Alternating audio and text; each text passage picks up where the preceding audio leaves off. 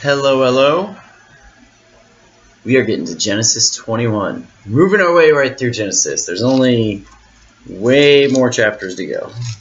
Not even halfway done. Pretty sure there's over 50. Oh yeah, definitely over 50. Yikes. Alright, anyway, Genesis chapter 1. The birth of Isaac. Hagar and Ishmael are cast out. And Abraham makes a covenant with King Abimelech of the Philistines. I actually got that wrong in my last one. I said Canaanites, and it's the Philistines. Pretty much same thing. Anyway, Genesis chapter 21, verse 1 and 2. Again, normally, for the beginning, I was always reading the King James Version. I have a Bible with 4 translations. I'm going to read a lot of this from the New International Version just because it's easier to understand. But as I always say, King James Version is probably the one that you should go with as far as like direct translation. Verse 1 and 2. Now the Lord was gracious to Sarah, as he had said, and the Lord did for Sarah what he had promised. Sarah became pregnant and bore a son, and Abraham in his old age, at the very time God had promised him. So remember, I think it was like 2 or 3 chapters ago when Abraham was visited by Christ and a couple of angels. And he basically tells him within a year, I'm gonna visit you again, and you're gonna have a kid with Sarah. And Sarah kind of giggled, and she got called out for it and all that stuff. So what I think about this is, boom! Not only did he call that she'd have a kid, he called the exact timing of it. So pretty baller on his part with that prediction right there. Makes it seem more, because like you could just say you're gonna have a son, but if you say like the exact timing of it, it's pretty eye-opening. Verse 3, Abraham gave the name Isaac, which means he laughs, or to laugh, to the son Sarah bore him. And when his son Isaac was 8 days old, Abraham circumcised him as God commanded him. Abraham was 100 years old when his son Isaac was born to him. Lucky he got to be circumcised as a little baby, other than when the men did it a few chapters ago. Probably was a little bit easier for him. Also, they named him Isaac because it made Sarah laugh. In fact, it made the whole community laugh. We'll get into that in here in a second. But this really shows that God, has a sense of humor, and he's okay with you yourself having a sense of humor, even at the things that he does. You can laugh, not like ha ha ha ha, but laugh about the things that God does in your life. It's okay to find them amusing. Verse 6, it says, Sarah said, God has brought me laughter, and everyone who hears about this will laugh with me. And she added, who would have said to Abraham that Sarah would nurse children, yet I have borne him a son in his old age. It's funny. It's a funny situation. And they're willing to laugh about it. A lot of people think of Christians or religious people as being stuffy and very piety and Puritans. But it's okay to laugh about. That's funny. Look how old they are. First off, they're still banging it out. And second of all, he has a kid with her at this old age. That's a funny situation, and they're laughing about it. And of course, that's okay with God to laugh about. In fact, he encourages it. Isaac, his name is He Laughs, because it's a funny situation how old she is. She's an old woman breastfeeding this kid, having birthed this kid. God predicted it, called it, said it would happen, said it was supposed to happen, and it's a funny situation. Totally okay to laugh about things. I know that seems obvious to a lot of people, but some people who are, especially your hardcore Puritan Christians or your newfound Christians, some of them have the struggle of, what's allowed to be laughed at, what's funny. I think most everything's allowed to be laughed at, as long as you're not like hurtfully mean laughing at someone. Alright. Like, it'd been mean to laugh at Sarah for not being able to have a kid. But it's funny to laugh about how old she is, because it's a joyous thing. It's okay to laugh about joyous things. Alright, caught up on that too long. Moving on, Hagar and Ishmael are sent away. What a mean thing to do. Verse 8. The child grew. This is Isaac they're talking about. The child grew and was weaned, and on the day Isaac was weaned, Abraham held a great feast. Awesome. But Sarah saw that the son whom Hagar the Egyptian had borne to Abraham was mocking. So basically, other scriptures that aren't in the Bible. They go into way more detail. These are scriptures that Christ would have had to study. So I always say it's important for us to probably know these if we really want to study and understand. If you don't feel the necessity, if you just accept it, that's fine. But there are other things you can study to back up and to look deeper into it. And he was doing way more than mocking. Like, let's move on a little bit. So he's throwing Isaac a party on his day that he's weaned from his mom, which at that time probably would have been like 3 or 4 years old, you know, that he would have been weaned from his mother's breast. And so it's not like he's still an infant. He's a toddler. He's talking and forming thoughts and things like that. And in verse 10, and then, you know, Sarah notices that Ishmael, and probably Hagar too, but mostly Ishmael, she notices mocking him. We'll get into what that means. Verse 10, and she said to Abraham, get rid of that slave woman and her son, for the woman's son will never share in the inheritance of my son Isaac. I don't know if she said it like that, but that's the way I read it. This matter distressed Abraham greatly because it concerned his son. All right. So, again, he's doing more than mocking. He's basically saying, Isaac will never inherit. I'm the older son. I get to inherit. And he's putting Isaac down. He's putting Sarah down. He's being a jerk. Now, Ishmael is, in my opinion, from what I get, Ishmael is a man of faith. Ishmael was a man of faith. But he was very poorly influenced by his mother, Hagar, who was an Egyptian and followed Egyptian. Maybe not, you know, she might have on the surface shown that she followed Abraham's God, but she was caught up in Egyptian culture, materialistic, inheritance, desiring earthly things, desiring fame, desiring glory, desiring praise, desiring all the things, greed, selfishness. And this was influence Ishmael. And she was probably saying this to Ishmael, and he was making sure it was known to the servants of Abraham, to his household, that he was the older son and he should inherit. So think this is going to cause strife when they get older.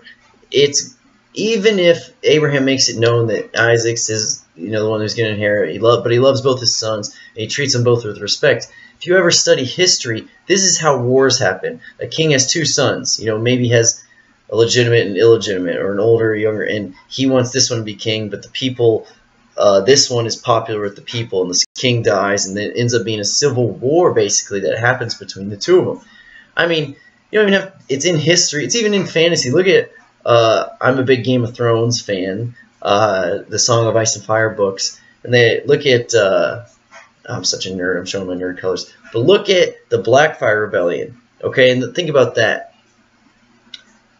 Ishmael is Damien Blackfire, and Isaac is, I think, King Darien. It's not even real history, so it's such a nerd.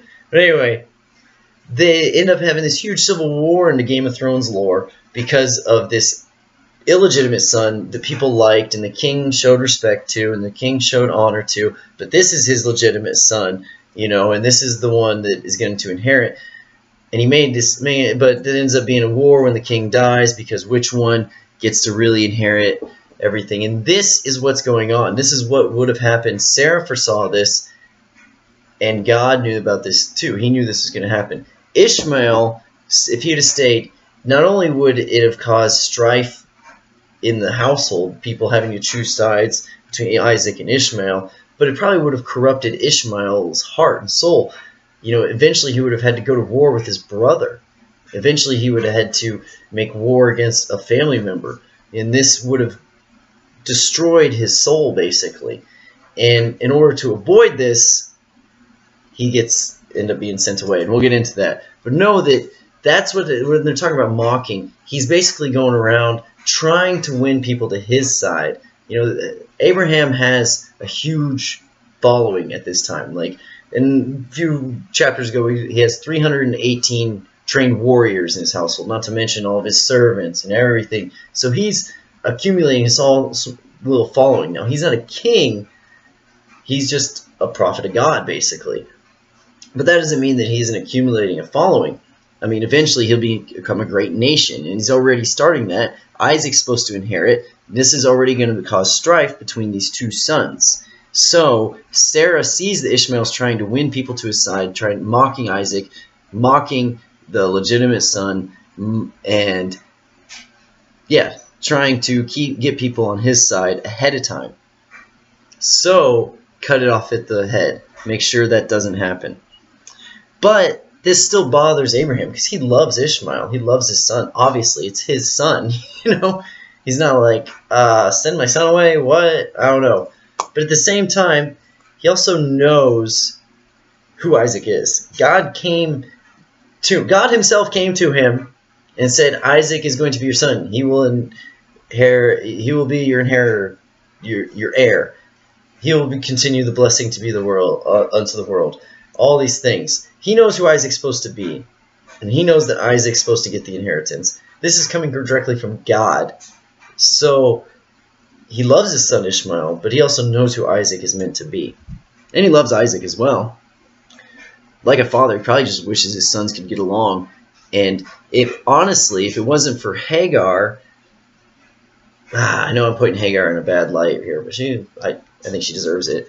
If it wasn't for Hagar, Ishmael probably would never have become so corrupt and so absorbed in the inheritance and the earthly desires. Because if he would just completely given over to his father's side of following God, he would have been like, who cares? You know, I don't need this earthly thing. In fact, it's more of a burden when you get the covenant, the blessing, this particular blessing from God, because it's very hard to continue to spread the word and everything. But Hagar sees it as, you know, oh, it's a blessing. It's an earthly thing. She doesn't see the heavenly treasure that it is. She just sees it as like fame, fortune, this sort of stuff. You deserve it. You deserve it. You're the older son. And Ishmael's kind of like, yeah, well, I am the older son. That's true. I kind of do deserve it. You know, I mean, I follow the God of my father Abraham and all that. I don't follow my mom's gods, but she is right about these things. And you see that if he just stuck around, it would have gotten worse and worse and worse. Moving on, verse 12. But God said to him, so is Abraham, he's kind of distraught about Sarah saying that he needs to send the woman and the child away. And then God said to him, do not be distressed about the boy and your slave woman. Listen to whatever Sarah tells you, because it is through Isaac that your offspring will be reckoned. I will make the son of the slave into a nation also, because he is your offspring. So because he loves Abraham so much, and he sees the love that Abraham, the pure love that he has for his son Ishmael, look, I'll make him a great nation also. You don't need to worry about him. I will take care of Ishmael and his lineage. Trust in me. And Abraham does have trust and faith in God. Pure trust and faith, but also he's seen it. You know, God wants us to seek an issue out, to try and verify our faith. Have faith, but also try and verify it. And Abraham's done both. So he knows that he can trust the word of God. If God tells him that he'll make Ishmael a great nation, he knows that he doesn't have to worry about them anymore. Now, people who've given completely to earthly things, they don't believe and trust in God. They believe and trust in the earth, in the things that the earth tells them. So to them, this seems like such a terrible thing that he would send his this woman and his son away. What an awful thing. But for those who know and trust in the Lord, it's not the same at all. Because God himself has told him that his son would become a great nation, that he needs to send him away. This is for the betterment. This is for his good. Now you can look at it like, that's awful. Why would he do that? But you're looking at it through earthly eyes. You're not looking at it through godly eyes who can see all and know all. You're also not looking at it through faith. Again, you have to have faith in order to understand a lot of what's happening in the Bible. If you don't understand what faith is, even if you don't have it, you have to at least understand what it is to understand what's going on in the Bible. If you can't even like take yourself out of your own skin and put yourself into the body of someone who has faith and see it through their eyes, then you'll never even understand the Bible whatsoever. You know, your heart has been hardened against it. Moving on, verse 14 through 21. Early the next morning, Abraham took some food and a skin of water and gave them to Hagar. He sent them on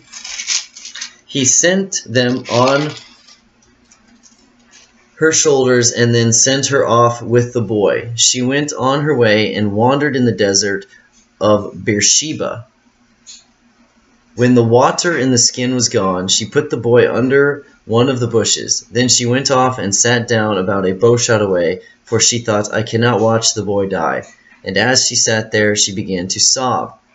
God heard the boy crying, and the angel of God called to Hagar from heaven and said to her, What is the matter, Hagar? Do not be afraid. God has heard the boy crying as he lies there. Lift the boy up and take him up by the hand, for I will make him into a great nation. Then God opened her eyes, and she saw a well of water. So she went and filled the skin with water and gave the boy a drink. God was with the boy as he grew. He lived in the desert and became an archer, while he was lying in the desert of Paran. This is important, last part here. His mother got a wife for him from Egypt. So they go into the desert. They run out of food. Hagar's like, oh, okay, we're going to die here. I'm going to put my kid under this bush because I can't watch him die. I'm going to go over there and not having to listen to it.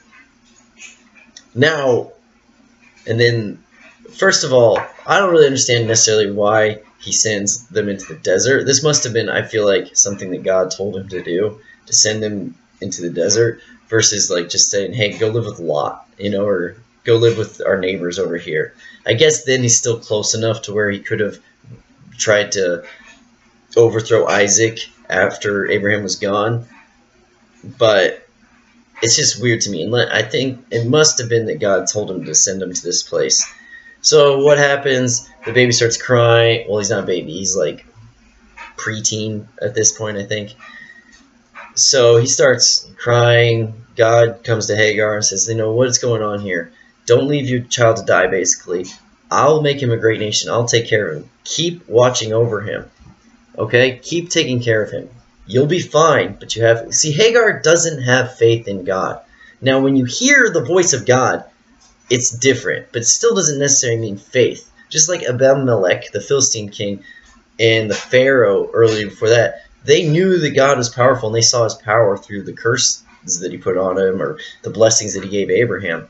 But they still didn't necessarily have faith in God, in that he was righteous, justice, and loving. He would be there and take care of them no matter what. She thought, oh, we're here to die. And the angel of God comes to her and is like, stop it, okay? Take care of your kid. All right? You're going to be okay. He's going to become a great nation. His descendants will become a great nation. I promised this to Abraham. Abraham probably told this to Hagar too, and she, I'm sure, didn't believe him. She was like, yeah, whatever. You're just sending me away, you prick. And he's like, oh, yeah, all right. Just trust me here. Whatever. We're gone. And the angel's like, no, take care of him. So she went and filled the water. Basically, God opened her eyes and she saw a well of water. So she went and filled the skin with water and gave the boy a drink. God was with the boy as he grew up. So she's like, oh, God showed her a well. Drinks from the well. Continue taking care of her son. They probably come across like a small little village or something that God led them to. And they starts raising her boy, but they're basically living in the wilderness this whole time. And this is what is said about Ishmael's line, is they would be uncontrollable people in the wilderness. His descendants end up becoming basically, sounds funny, but sand pirates. Like, they're the ones who would rob caravans and stuff, and they would never be they were unruly. You couldn't really take control of his descendants. They were kind of like the Apache or something, They just would not be contained. And he becomes an archer, which is basically, he becomes an archer, a hunter in the wilderness, that sort of thing. But the thing you have to remember right here is his mother finds him a wife from Egypt. Okay, again, I don't think Ishmael in and of himself is lacking in faith or belief in God. In fact, I think Ishmael is a godly person. That's one of the reasons, not only through Abraham, but also because of Ishmael himself, that he is blessed. Now, he's not as faithful as Isaac. He's not as knowledgeable as Abraham and studious in finding the answers in life and things like that. But he still knows the God of his father and believes in the God of his father. and he probably is trying his best to be a good man.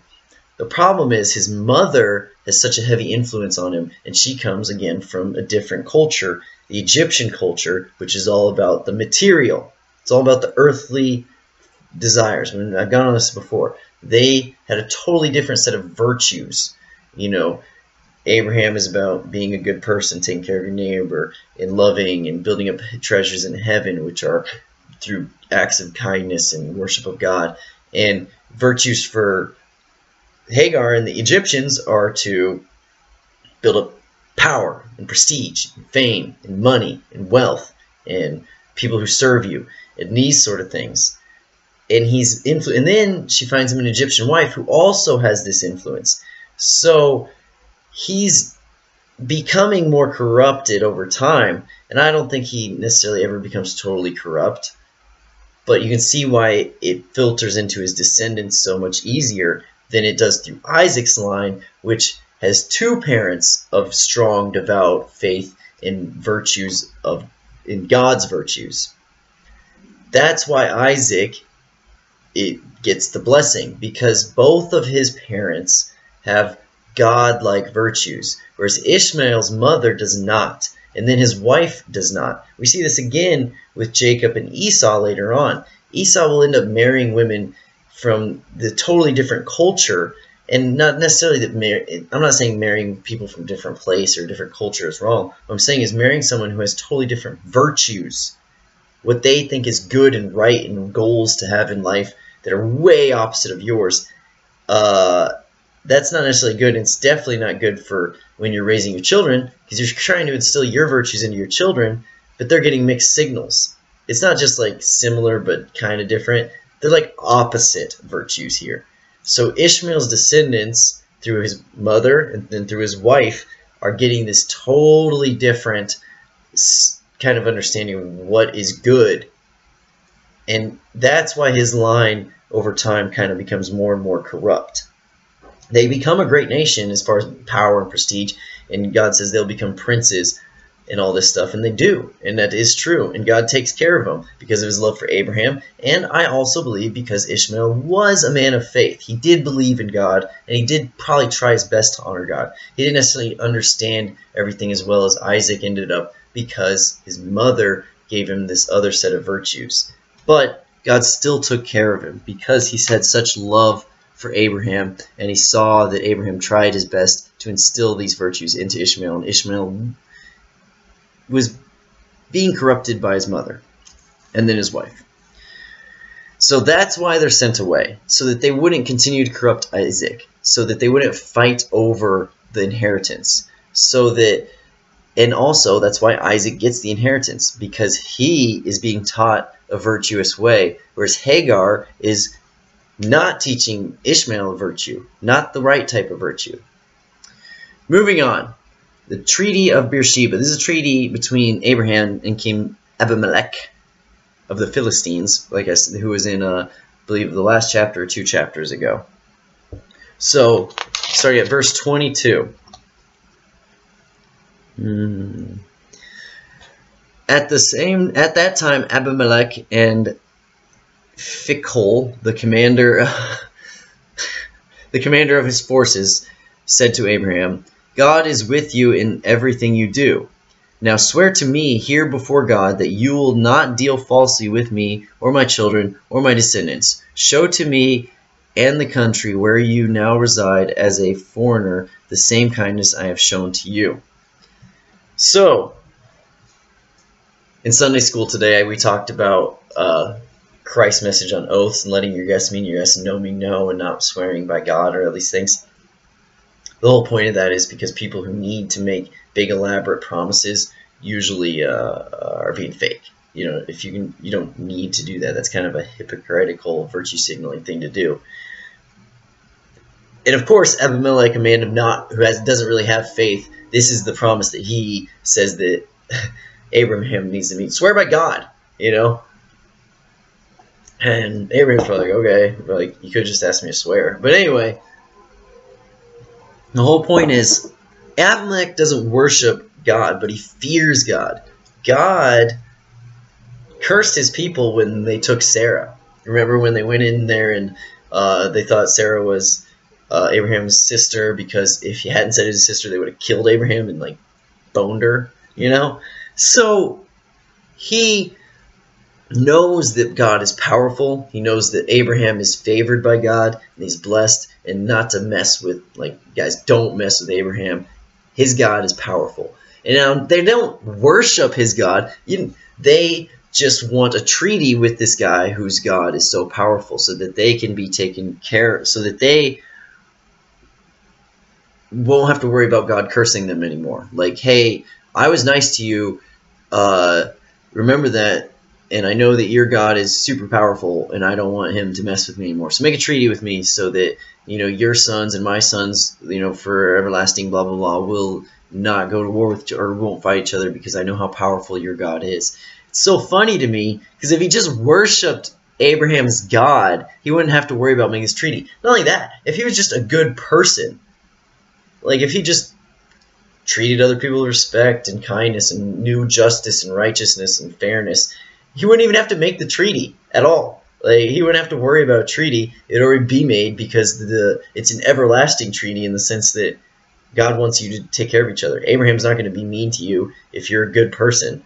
If you just are kind and caring and loving and just and righteous, then you don't need the treaty. And you saw that Abraham's God, who preaches justice and righteousness and lovingness and being loving, is more powerful than your gods. So why wouldn't you worship him? It's just because it's hard. It's harder. It's harder for them, because their gods say, "Give in to your earthly desires. Do what thou will. Whatever you want. Rape women. Take money. Greed. Lust. Sloth. Laziness. Whatever. You can have it all. It's all about you." Whereas Abraham's God's like, "Oh, you need to be selfless. You need to serve your fellow man. If you do that, I will bless you." And they're like, "That's a lot of work. I don't want to do that. Let's just make a treaty with him so that we don't have to do all that hard work." I mean, whatever. This is being lazy is all it is, but to each their own. So he wants them to show him kindness because he was nice to Abraham after God cursed him. He gave him a bunch of animals so that Abraham's God wouldn't curse him anymore. And then verse 24, Abraham said, "I swear it." Then Abraham complained to Abimelech about a well of water that Abimelech's servant had seized. But Abimelech said, "I didn't know who has done this. I don't know who has done this. You did not tell me, and I heard about it only today." So Abraham's shrewd. First of all, he's also fair. He says, "I swear it," before he brings up this well. So he's like, "Yeah, okay, I swear it. This is a good treaty. I will be peaceful with your people, you be peaceful with mine." He's not saying you need to convert or anything. He wishes they would, but that's not conversion, and Christianity isn't about forced conversion. I know throughout history there have been forced conversions, but that's not true Christianity. That's not what Abraham's all about. So he swears. He's like, "Yeah, it's a good treaty. I like it. Cool." But hey, also, here, I'll read the King James Version real quick, because it's a little more detailed. Verse 25 again. It says, "And Abraham said, I swear it." Abraham reproved Abimelech because of a well of water which Abimelech's servants had violently taken away. And Abimelech said, "I wot not who hath done this thing. Neither didst thou tell me, neither yet heard of it, but today." So some people of Abimelech's violently took this, probably slaughtered some of the people guarding the well that were of Abraham's, household, killed them or beat them up or whatever, and took the well from him. And Abimelech hears this. He's like, "What? I didn't know about." He's kind of scared, you can tell, because he knows how powerful Abraham's God is, and Abraham himself. He's like, whoa, I didn't know about this. Hey, I had no idea. No one told me. You just told me about this today. Okay, if you told me about it, I would have dealt with it. So don't get mad at me. I didn't send these guys there. No idea. I had no idea that this happened. Again, this is Abraham being so smart, so clever, so shrewd, because he is not being unfair. He already swore to the treaty. It's not like he's like, "I'll swear to it if you give me back my well." That's kind of being underhanded. I mean, I honestly think it would be fair, but that's kind of being shady a little bit. He's not doing that. First, he swears that he will keep this treaty. Then he's like, hey, also, I'm not too happy, though, about some of your guys violently took a well that I dug, and they beat up some of my guys or killed some of my guys and took it from me. He's like, what? I didn't know about this. Don't make your God curse me again.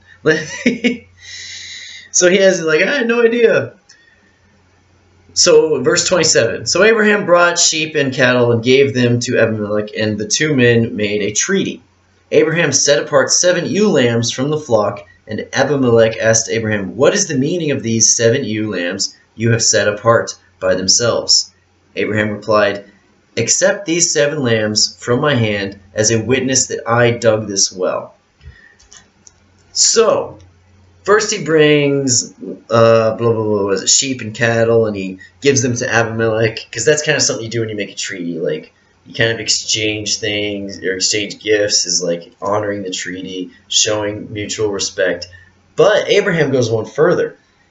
In order to show that he's not making up a story about this well, and also so that Abimelech or his descendants later on can't say that they were taken advantage of in some way, he gives him extra 7 ewes, 7 lambs, as a sign to say, hey, look, just so you know, I'm not lying about that I dug this well and it's my well.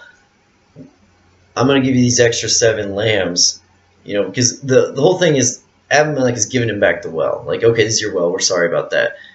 But Abraham doesn't want it to be said that he took advantage of Abimelech, or he lied to Abimelech, or he just used the situation, took advantage of the situation, like knowing that Abimelech was so intent on getting this treaty that he would give him the well. So he's like, look, show that I'm not lying. Here's an extra 7 lambs. I'm willing to give them up because this really is my well. And this way it can't be said that I was just taking advantage of you or making up a story. It's very, very smart and shrewd. Like, Abraham is a very shrewd person. And it explains why the Jews are so shrewd. Verse 31. Oh yeah, so anyway, in verse 30, accept these 7 lambs from my hand, so as a witness that I dug this well. This is my proof. You can't say I took advantage of you, neither can your descendants. Verse 31. So that place was called Beersheba, which means well of 7, or well of the oath. Makes sense. Because of the 2 men who swore the oath. Verse 32. After the treaty had been made at Beersheba, Abimelech and Phicol, the commander of his forces, returned to the land of the Philistines. Abraham planted a tamarisk tree in Beersheba, and there he called on the name of the Lord, the eternal God. And Abraham stayed in the land of the Philistines for a long time. So he has this treaty. He knows he's safe in this land. They're not going to attack him. So he's going to dwell in the land of the Philistines for a while. That's where he's going to make camp. And, they're still kind of living nomad style, he and his following. They're living rurally and on like the farm, but it's still the greater Philistine land. But now he has a treaty knowing they won't attack him. And he's kind of safe for a while. So that's where we're at in Genesis. Hagar and Ishmael have gone their own way. Isaac is no longer going to be negatively influenced by, is no longer going to be mocked, and there's no longer going to be rivalry between him and Ishmael, who's being negatively influenced by his Egyptian mother, who has different virtues. Isaac's born. He's been weaned. He now, there's joy in the household, and Sarah's happy, Abraham's happy. So they're living a good life. And then to top it all off, Ishmael's being taken care of. Abraham's made this clear. He's going to watch out for Ishmael and his line, so Abraham doesn't have to worry about that. And then, also, he now has a treaty with the king of the land, the area that they're in, because they fear his God so much, not enough to worship him, but because they think that Abraham's God is a bad guy. I mean, they fear him, but they think he's a bad guy because he preaches the exact opposite of virtues of their gods. Their gods say, do what thou will. It's all about you. Abraham's God says, no, you have to be selfless and help others. And they're like, what? That's evil. And literally, that's in their mind, Abraham's God is the evil God. because it's the opposite of what they believe. It sounds crazy that they think a God that says take care of your neighbor and love your neighbor is evil, but that's literally how they believe. So he has a treaty with these people now, so that because they fear this God, they won't harm him. He's now safe. Things are at this point very, very good for Abraham and Sarah. And they will be for the most part, but we'll get into the next chapter is when Abraham is tested. This is the next chapter is what we'll get into. Isaac, he's sacrificing Isaac. God tells him to sacrifice Isaac as a test, basically, to see how much he's willing to give up for God and all this stuff. And remember, you have to do this in order here. So Abraham thinks everything's going swimmingly. Like, life couldn't be better. My son Ishmael's being taken care of. God's promised me he'll be a great nation. God gave me this also, the son Isaac, who's a huge joy to our household and has made Sarah so happy. And he's going to become king of nations and blessing to the world. So my descendants are taken care of. I have a peace treaty with the local king. I'm on, easy street. This is great. And this is going to be going on for a few years. Boom. That's when God will test him. And I don't want to get ahead of myself. This will be the next video. But that's something to remember, is that God will test you. Tests and trials and tribulations will come when you least expect them. You will be on easy street and things will go great, and then something hard's going to happen. Something hard's going to hit you. Will you remain faithful? But as far as this goes, the main thing to take away from this, I believe, is the importance of having a positive influence from both sides of the family. The mother and the father having similar virtues and goals and ideas of what's right and wrong to instill into their son. If you have opposing ideas, I mean, not necessarily they have to be exactly the same, but if you have completely opposite ideas of what's good and what's wrong, or what a virtue is, your child's going to have such a conflicted interpretation of what is, they won't know. It'll be very hard. And that's what's happened to Ishmael. It's a very tragic story for Ishmael because of Hagar and his mother preaching earthly desires and do what thou will and seek fame and fortune and greed. And Abraham's preaching be selfless and loving and taking care of your neighbor. But yet both of them love him and he loves both of them. It's so hard for him to know what's right and wrong. This is such an important thing to remember to anyone who has children or is looking to find a spouse. You have to find someone who has similar virtues to yours, similar ideas of what is good, what is not good, what is right, what is wrong, so that your child won't have such a conflicting idea and they won't be lost in the world and lost in what's right and what's wrong. All right, God bless. Have a wonderful evening.